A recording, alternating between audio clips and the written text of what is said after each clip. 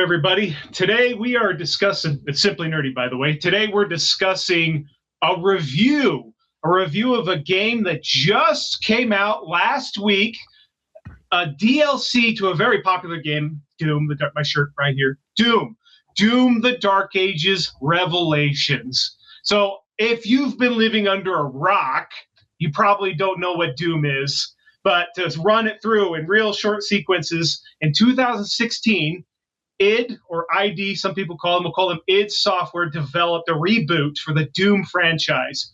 Then following in 2020, they brought us Doom Eternal, which is one of the most well-known and popular first-person shooters of our day.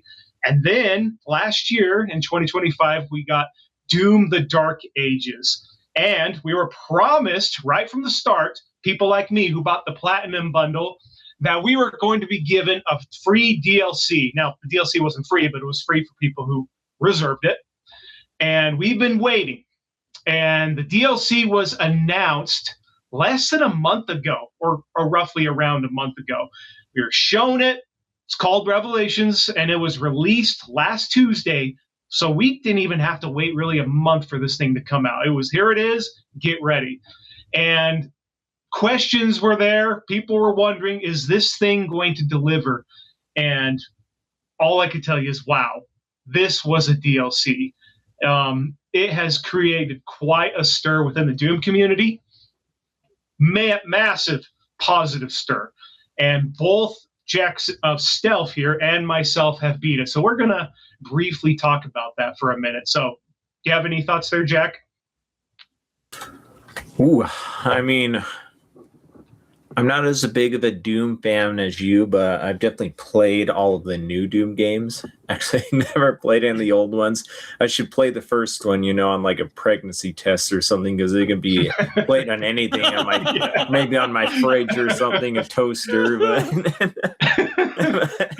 and I've never played a Doom game, but I'm here to be here along for the ride. So we're here to convert and convince Steve to play a Doom game. That's right. Yeah, have you heard the Demon Slayer lately, Steven? No. The original 1993 Doom, Steve, is available on your Switch 2.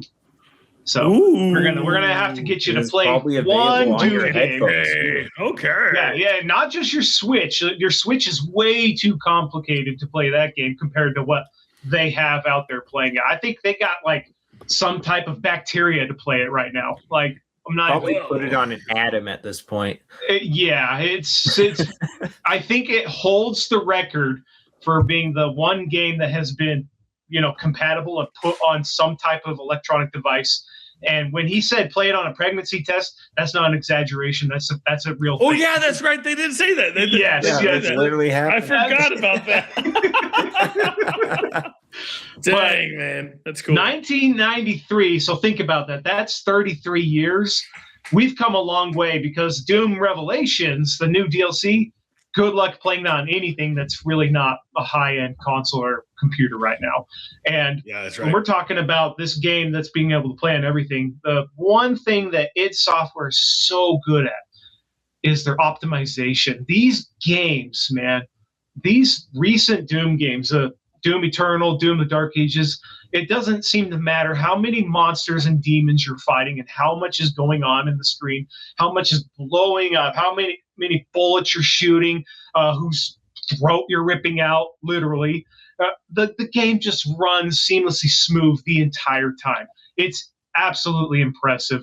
I think it's worth mentioning real quick that the Doom community rightfully is in a mixed state because we love this DLC, but like right before the DLC was announced, Microsoft laid off most of its software. And that's why it's a soft spot right now. And just throwing it out, we feel really bad for these people who are laid off because they were an amazing company. The only silver lining that I can find so far is that id has responded and basically confirmed that they weren't dismantled. We kind of, the exaggerations, the rumors were out there. We kind of assumed, they just got rid of Doom, right? Just to add on to that, it sounds like they're the same size as they were for Doom 2016, I think. Correct. Yeah. Yep. They're They're a smaller team now, but they are still a big enough team to make another Doom game. And I don't want to be quoted on this. We're already seeing rumors that a new Doom game's already confirmed. I don't know how accurate that is. I think they had multiple games planned, but we can assume that it's only going to be one game now. A lot of people want a Quake a Quake reboot. I actually honestly wouldn't mind seeing a modern Quake, but I don't know if like Microsoft is going to let that fly. They're just going to be like, you just make Doom. Now, that's fine with me. Sounds like they're really putting the foot down on kind of like side projects and stuff and only focusing on the big IPs at the moment. I think you're right. So if anything, we're probably going to see a Doom game, but I don't think we're going to see a Doom game as soon as we've been getting them, because they've been pumping these out pretty frequently. Like almost every 4 or 5 years, we've been getting a Doom game, big Doom games with a lot of content, with DLCs. Doom Eternal had 2 DLCs, and they're a blast. They're fun games. The entire franchise, the modern Doom franchise, between Doom from 2016 all the way to Revelations, it's a banger. It's worth your buck. And they're usually on sale for Steam, quite cheap sometimes.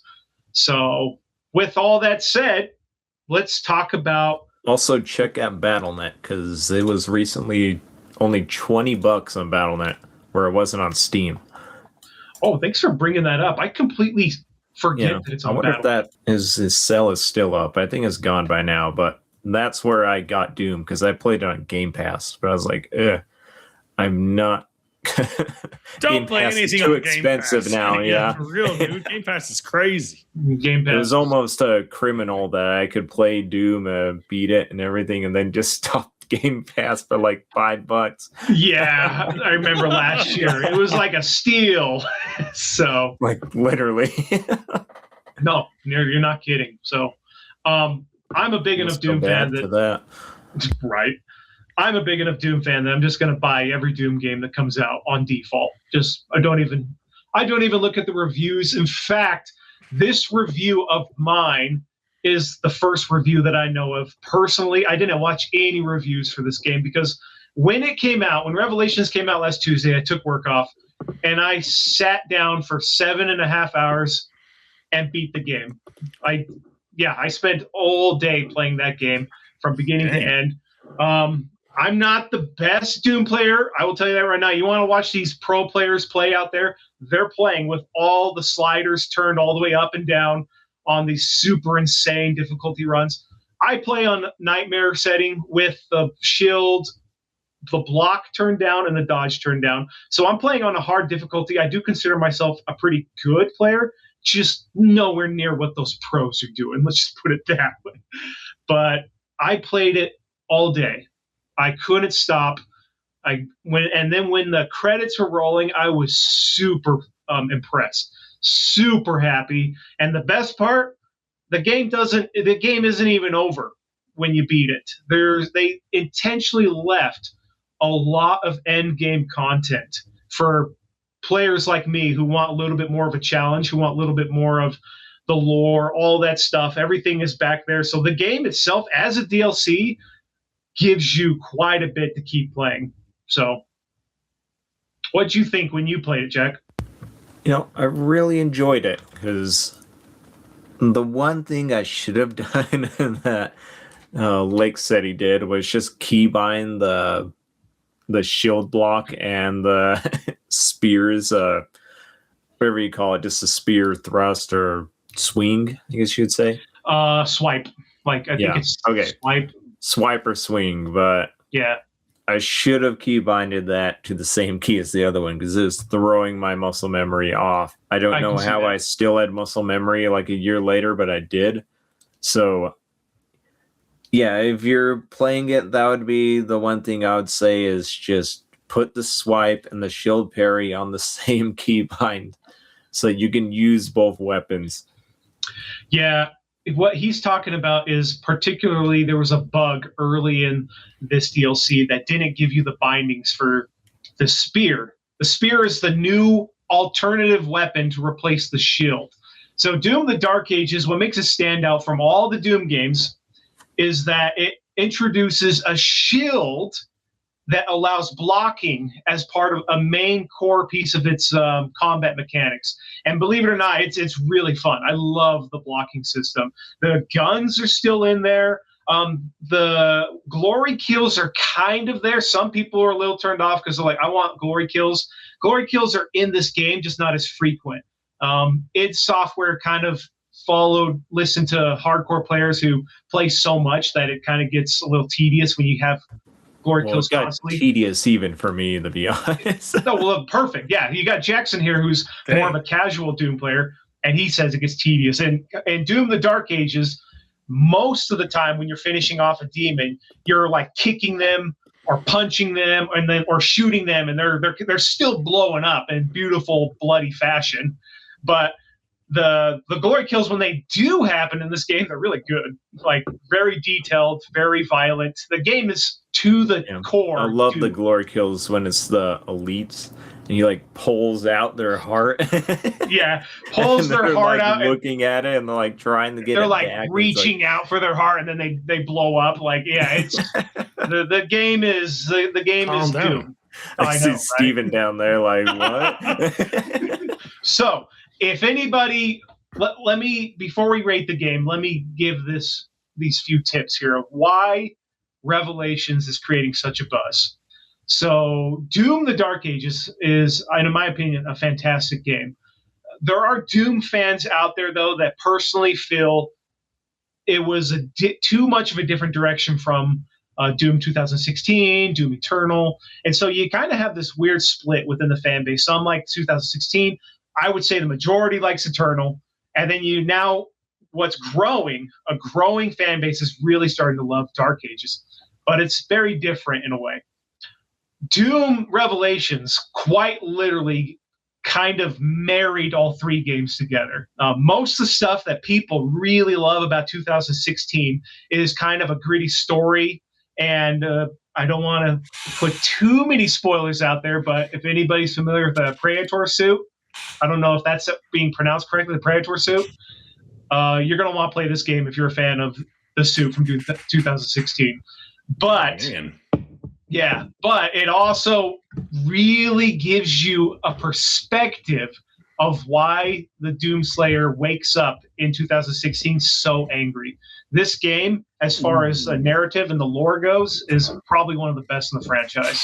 And then they add this alternative offhand weapon, the spear, and it replaces the shield. Now, what it does is it doesn't fully replace the shield.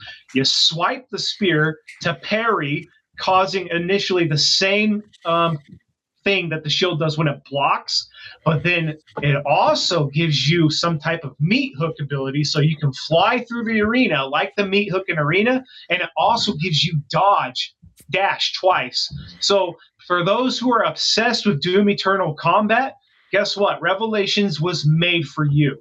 This DLC was insane as far as how it flows, how it plays, and then with the press of a button, you can go back to the shield and go more into the tanky style and actually create two types of play styles within each other. They can complement each other based off who you're fighting, but the combat in Doom, honestly, I don't know has ever been better than this. It is quite honestly, id Software pulled peak in this game. This DLC gives you really big four big levels, big stages that build up to some pretty awesome boss fights. We're talking, these boss fights are going to give you some challenge as well. And then when you beat those four, there's end game content added for hardcore players who want to continue playing, find collectibles, and find more. And by the way, they actually added a change that a lot of people had complaints about Eternal here and Dark Ages, is that if you want to go collect stuff, it's not shown on your mini map. You actually got to go out and look and find it. And that is actually what old Doom was about, was trying to find the secrets. And I had a lot of fun doing that. So we're about to get into spoiler territory, so we'll rate the game. Jack, do you have anything else to add? I'll disagree with you on the spear, because that did feel like Eternal to me. I was like, oh, this kind of this feels like the old Doom, I guess, that, I actually didn't play 2016, so Doom Eternal is the old Doom to me. So that was interesting to feel that again, just how fast the combat all of a sudden became. Did you say it did feel like it? Yeah. That's what I thought I said. Yeah, that's what I'm disagreeing with. I don't know if you heard me say disagree. Oh, I did. Okay. Okay. Yeah, okay, no, okay. I'm agreeing with you. okay. My bad. But yeah, I love the spear because it just made the game so fast all of a sudden. Then you can just go back to the shield and all of a sudden it's just slow again, and like you feel like the tank. It was just a perfect marry between both the styles, and I just found myself doing the spear because it's just so fast, Mm-hmm. You gotta love that. But except for the bosses, because all my parrying muscle memory is on the shield, and I should have just rebound it. You made a mistake with that. Yeah. Don't do the mistake I did. Yeah. Basically, if anybody's familiar with Dark Ages, if you get the spear, make its swipe parry function the same as the block, and now the muscle memory stays. And then it probably helps churn your some people made the spear's meat hook the same button they use for the meat hook in Eternal. I couldn't do that because that would make it right click, so I made it R, which is the same button you use to throw the shield. Since I'm not throwing a shield, I'm throwing the spear, and that worked really well. But otherwise, you're going to want to put set sprint to permanent and make dash shift, and then it feels just like Eternal. I promise you, it's Eternal right there. It's wild, but not having the ability to parry while being Doomslayer in Eternal adds this whole new dynamic of feeling like you're the Slayer. You're just invincible. It's really awesome. And one more thing I will point out is, within the Doom community, people are absolutely in love with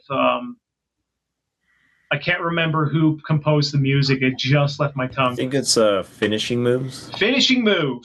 There was some complaints about Finishing Move in Dark Ages, and frankly, I loved them. I thought the soundtrack for Dark Ages was great, but some people, it was a little too different than what they were used to with Mick. He kind of brought his own style. But this guy was new to the Doom series, right? This is the first time he did a Doom soundtrack. This is the first time. He did it for Dark Ages, and he did it again, but he changes the style up for this one.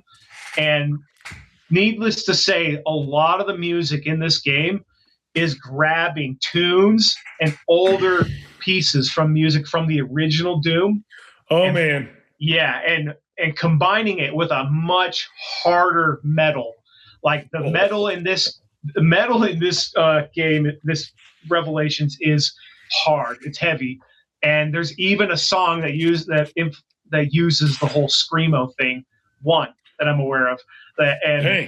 And all I can tell you is that the music in this DLC is it's a banger. Like, people were just straight up like, okay, all my complaints about Dark Ages have been met. That's a common thing I'm seeing people say. So I tell everybody who's a fan of Eternal, and maybe I should give Dark Ages another shot, I would say absolutely don't sleep on this. Get this DLC. You might just come across what is considered peak Doom right now.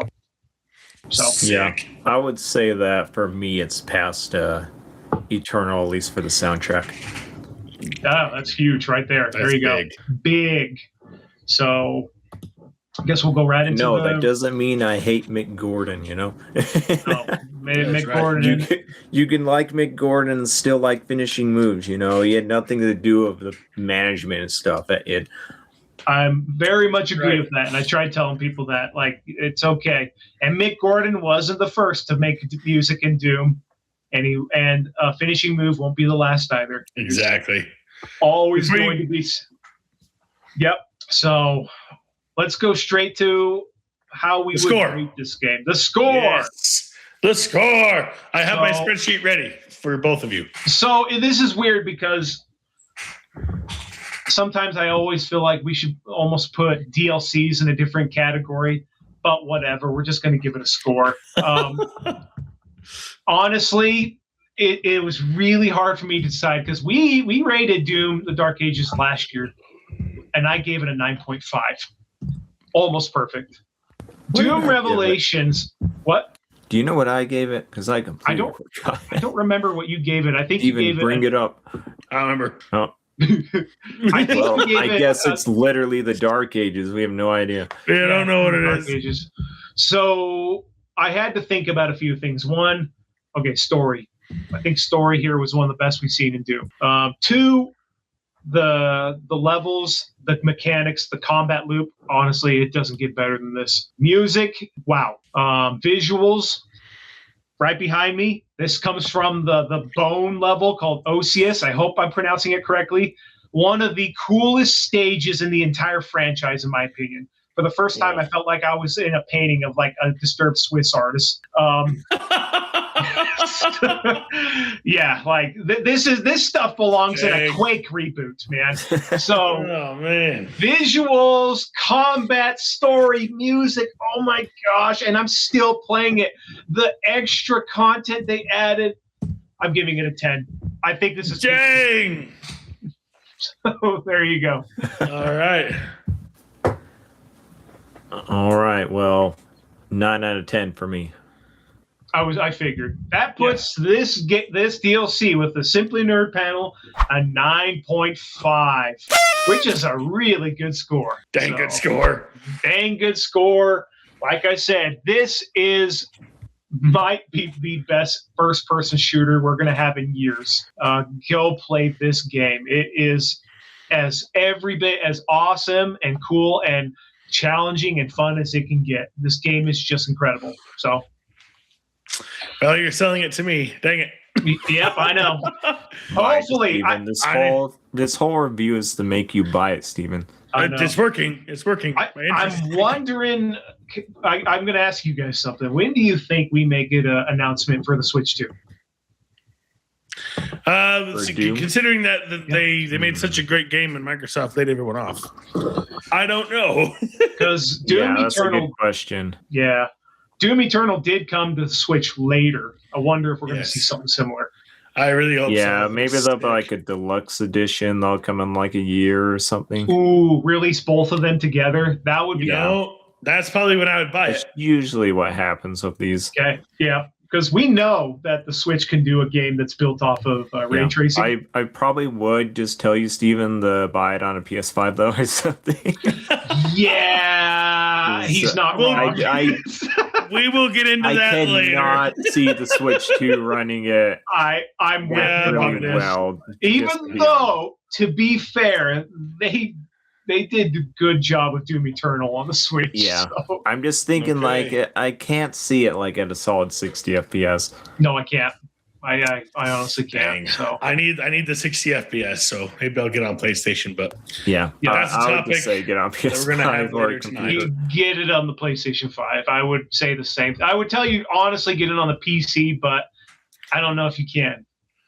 We'll talk about that soon too. That's another thing. I've got a lot of hot takes coming out tonight.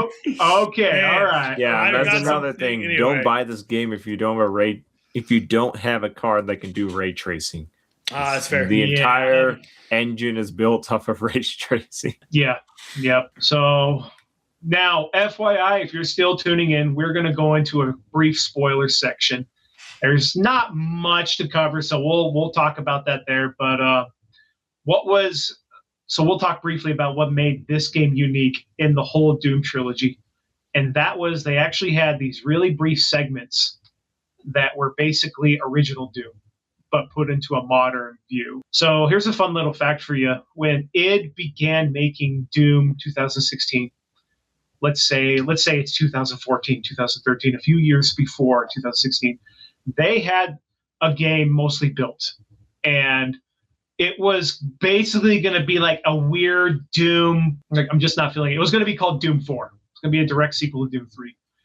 They scrapped it and they tried something new. And then we got Doom 2016. They basically created a hyper aggressive style combat rather than, kind of like what shooters were back then where you're always hiding behind stuff. And here we are today. So a lot of people were saying that these little segments, which are actually Doom Guy's memories before he becomes a Doom Slayer, was basically like a shout out to this earlier Doom 4. It's also an Easter egg to the original Dooms. The way the gun was right in the middle of the screen, and it's just very simplistic. But what really made it stood out was you're killing humans this time. You're killing essentially terrorists. He's fighting a terrorist organization because he was a Marine or some type, and he's putting bombs in a building. And those segments were pretty cool, but some people online are like, oh, those segments don't really look that neat. Like, what's so cool about that? I'm like, guys, they're literally like 5-minute segments just telling a story. That was the whole point of them. So don't think too much on that. What did you think about that part, Jack? Yeah, I liked it. I mean, it was kind of show that the Doom guy wasn't just some monster, kind of. So, but it does show that before he became Doom guy, he was still a pretty bad A dude. So, yeah, he was always a bad A dude. So it's really cool. Yeah, there's like the lore bits. I was reading those where it's kind of like the guy hated him because he kept just coming in like the mission already done before they even like briefed them. Yeah. Eventually they like court-martialed him because the guy, the lieutenant or something screwed up on the mission. Just, do you care if I spoil this, Steven? I mean, I guess it's not too big. We'll tell Steven. Yeah, so essentially what happens is Doom guy goes on this mission. The terrorists are like attacking a hospital and have like a secret base underneath it. So Doom guy plants bombs in it to destroy it. And as he's coming out, he sees that there's still a little girl in the hospital. Still patients in the hospital. Yeah. And she's afraid of Doom guy and runs into the hospital and ends up getting blown up by the explosion. And that tears the Doom guy up because of that. So, and it was a complete mismanagement of ops. They knew that there were civilians in there, but they didn't tell the Doom guy or the Doom Marine at the time. And then they blame it all on him and get him court-martialed for it. Yep. In the earlier lore, I think the comics, possibly the books, that Marshall that does that to him, Doom guy also like confronts him and like beats the crap out of him. So that's also puts him more in trouble. So Steve, this is what was really cool about this game is Doom guy's kind of invincible in these games, essentially speaking. But in the earliest part of the game, you fight this super demon summoned by the Hell Council, and it actually beats him and sends him to purgatory. But the reason it beats him is it draws that guilt of Doom guy seeing the little girl getting blown up. My word. And that's all it took was to stop him, was to pull that guilt back into his mind. And jeez. By the way, I don't know if you're familiar, Jack, there's a very popular notion with the franchise involving Doom guy's pet bunny, Daisy. Are you familiar with that? I am not. So I'm not the best guy to ask this, but I can give a vague, brief summary of it. Somewhere in the comics, somewhere in the story, Doom did have a pet bunny, a rabbit somewhere named Daisy. Oh, yeah, it did get mentioned, I think, in one of the briefings. Yeah, and the bunny she was holding was a reference to it. She had a bunny stuffed animal. So that was their way of kind of inserting Daisy in this, because a lot of Doom fans there's a lot of headcanon where they're like, oh, Doom's just John Wick, only with a bunny. They're like, the reason he was doing all this was a bunny. And I was like, that's kind of dumb. Like, I think the bunny's a part of it, but that wouldn't be the only reason, right? One of the real reason is what they did to him, and he had a wife and kids, and they were lost to the invasion. So that's a better reason. But the bunny has become a popular icon. In fact, there are several parts in Doom Eternal very well hidden that you can find a little bunny if you use the sniper on your rifle, and you can just see it there. They put Daisy Easter eggs all over the franchise. And the little girl with the bunny stuffed animal was a reference to Daisy. So, but yeah, so at the very end of the game, Steve, when you fight this big demon again, and it's like an Elden Ring boss, the way it looks. Sick, dude. It's just like, it's just huge with all these arms and everything. And when you beat it, it's great because part of the whole story arc of this expansion is to redeem Doom Guy. He faces all this stuff through purgatory, right? And he learns to confront it and face it, and now he can accept it. And so when you beat this boss, the boss tries to pull that trick again, get in his head and bring that guilt back. But instead, right when it goes to the hospital where it's supposed to show the little girl, it just shows Doom Guy with a shotgun and just puts it right in his mouth and blows his head off. I'm telling you, the whole game was just awesome from beginning to end. Jeez. Okay. It was freaking great. I think we basically covered the spoiler segment there. Yeah. Beautiful. I mean, it's a Doom game. and the fact that I keep forgetting their names. Varen, his son, who is manipulated by the con maker. Yeah. Do you know who he becomes? I do not. That son's spirit basically becomes the icon of sin. Yes. So all that details are all hidden there, but that's why when you come across that dude again, his dad in Eternal, and he gives you that knife, it's the same knife that he had. So that he did use on his head. So there's a lot. They've been very consistent with Doom Eternal's lore and how it is combined with Dark Ages lore. We won't get into how consistent the lore has been in 2016. One of the big complaints fans have is they feel like they did a big shift once they went to Eternal, which is probably true. But this game, what it does very well, because some people feel Eternal was a little disconnected from 2016. 2016 has a very real, gritty feel to it. Eternal still has that, but Eternal also kind of goes over the top, very comic-y. And what Doom the Dark Ages Revelations does so well is it has the same dark tone that 2016 has, and it also really ties in how it goes into 2016. So it actually completes the trilogy a lot better. So there you go. Anybody's interested in the story, this is arguably some of the best storytelling in the Doom franchise coming from Revelations. Well, so do you have anything else to add, Jeff? I mean, I think you pretty much covered it. Like just say, I mean, it's a Doom game. You come in and you beat demons, and there's a story there, and it's cool too, you know? The story's fun. The story's not bad. It's there. Yeah. But you're here for there is plenty of killing demons. You're going to get that. And, yeah, and it's not like you're just being thrown in the cutscenes over and over again. It's really, you get most of the lore through actually just reading the letters you get off the floor, and you don't need to read those. Like, you can completely skip them, but it just adds a bunch of flavor to the game to actually read them, I think. Oh, I agree, 100%.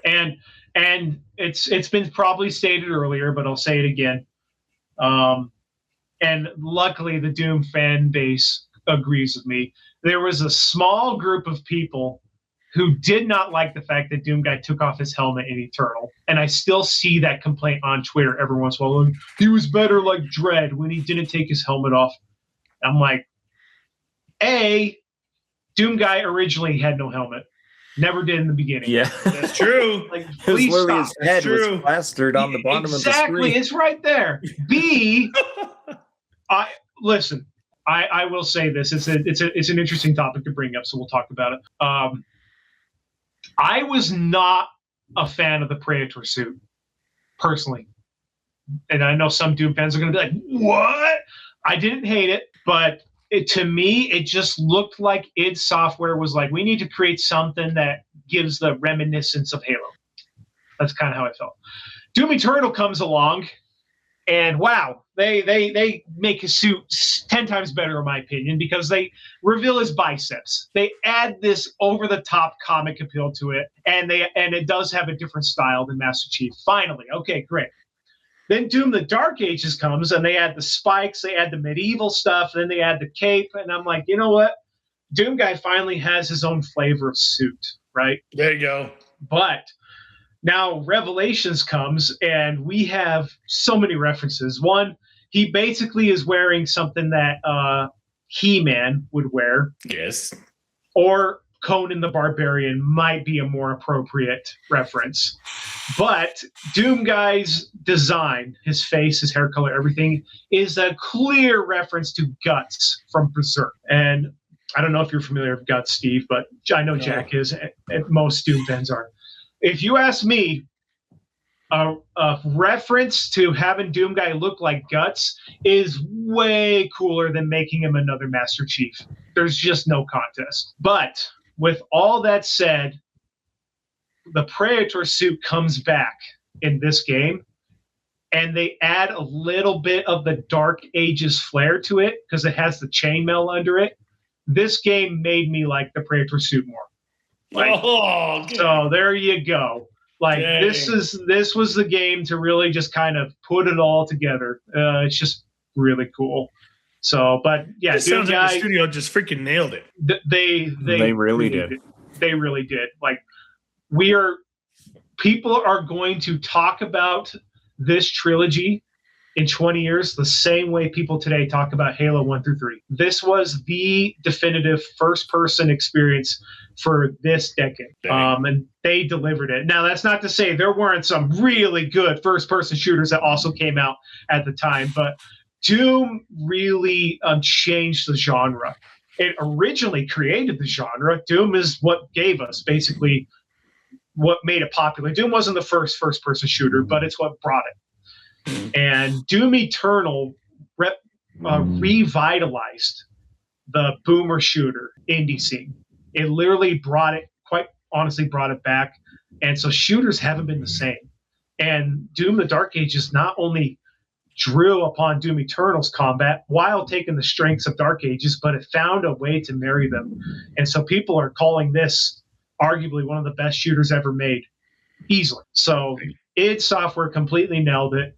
You can't go wrong with this franchise. It's just phenomenal. Okay. Well, I heard it here first. And so did you. We shall give this should give this trilogy a try. So, yep, there you go. I don't have much more else to say. Yep. Steven heard it here first. No, I did hear it here first. Heard it here first. Man, the way you guys talk about the studio and the game, just I love it. Oh yeah, which is why we'll say one last time. I feel so bad for whoever was laid off.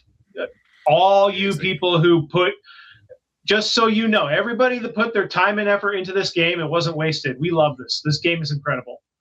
So wish the best of luck to them, and whatever it has cooking up in the future, I guess we'll find out. There's still QuakeCon is coming, I believe, August, and that's where they show more stuff from id and all that stuff. So apparently it's still coming, and people are excited for it. So we'll find out. And we're about to live stream our thoughts about all those layoffs. Yeah. And if you missed it, here's the card. There's the card to come check it out after the fact. But we're going to get into it right now. So take us out, Lakez. Yep, I will. So obviously, if anybody has any comments, anything we missed, anything they want to talk about, is the Praetor suit your favorite, the original design? Do you like Doom Eternal more? Do you like Dark Ages more? Do you like Doom Guy more as a reference to Guts? Do you prefer him with a helmet? Whatever. If you have any thoughts, feel free to share them in the comments. Don't forget to like and subscribe. And until next time, keep it nerdy. Keep it nerdy.